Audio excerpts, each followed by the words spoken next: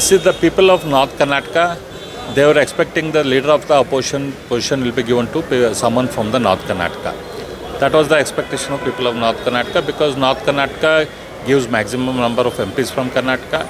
It gives maximum number of MLAs from Kannadiga. So the party president is also from Southern Kannadiga. So we were all hoping that as per the aspirations of Karyakartas and people of North Kannadiga will get the leader of the opposition. But it is very important, third time our Prime Minister Narendra Modi comes back with a thumping majority and becomes the Prime Minister again.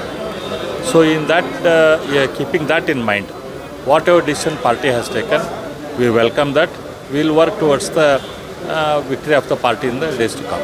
See, in any party there will be divergent views, there will be different views. So whatever views are there, they will be expressed within the four walls. I am sure all of us together will work for the victory of the party and for the nation.